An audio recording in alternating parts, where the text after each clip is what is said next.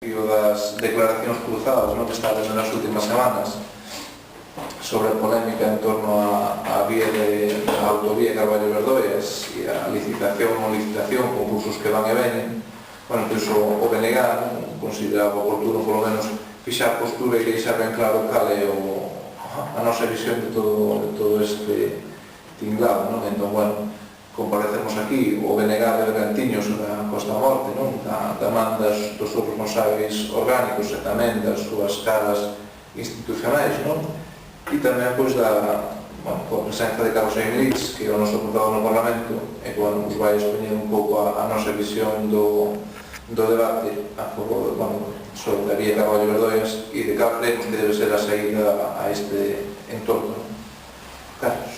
Bueno, vamos ver aquí, nos cando vemos o que está pasando con esta autovía, procuramos centrar nas realidades, nos feitos que se poden constatar. Primeiro feito que constatamos, que hai unha discusión, un debate, para nós un debate que está demais desenfocado, pero que a consecuencia primeira que ten é que se vai atrasando cada vez máis o inicio das obras, por tanto que se vai atrasando tamén cada vez máis o remate de a posta en funcionamento desta autovía e temémonos, esa podría ser unha primeira reflexión, que todo isto supón que claro, como pola fórmula de construcción escollida a administración comeza a pagar a obra cando esta entra en funcionamento, será o próximo goberno que a pague. É dicir, en todo caso xa non vai entrar en funcionamento nesta legislatura, vai se deixando para o seguinte goberno. Primeira cuestión. Segunda,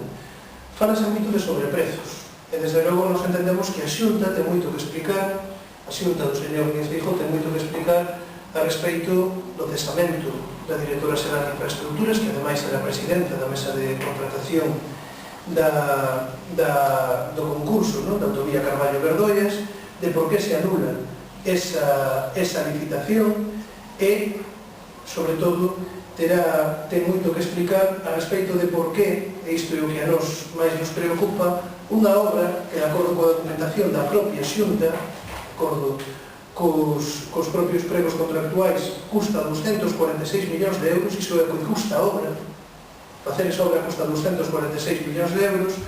Ao final, o que se está discutindo, os que discuten uns e outros, é se temos que pagala 3 veces ou temos que pagala case 4.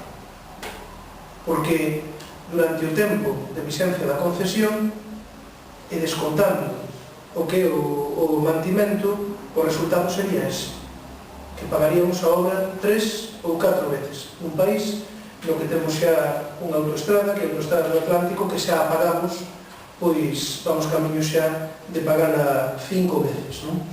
Hai outra cuestión máis. Esta fórmula que escolle a Xunta de Galiza para construir a autovía non é só moito máis cara, moito máis gravosa para o erario público, senón que ademais ten un risco que aquí nesta comarca coñecemos ben. A autovía entre a Coruña e Carballo tamén foi posta en funcionamento como autovía libre de peaxe. Inicialmente foi así, e así o anunciou ademais o que daquela era conselleiro de Política Territorial, o señor Xosé Cuiña. Agora hai caminas. Agora quen queira circular con ela ten que pagar. As SCUTs portuguesas, as autovías tamén feitas baixo esta mesma fórmula, inicialmente estaban libres de peaxe. Pero esas peaxes, esas portaxes que estaban na sombra, agora se saíron ao sol. Igual que entre a Coruña e Carballo, tamén no norte de Portugal, para circular por autovías que inicialmente estaban libres de peaxe, agora hai que pagar por elas.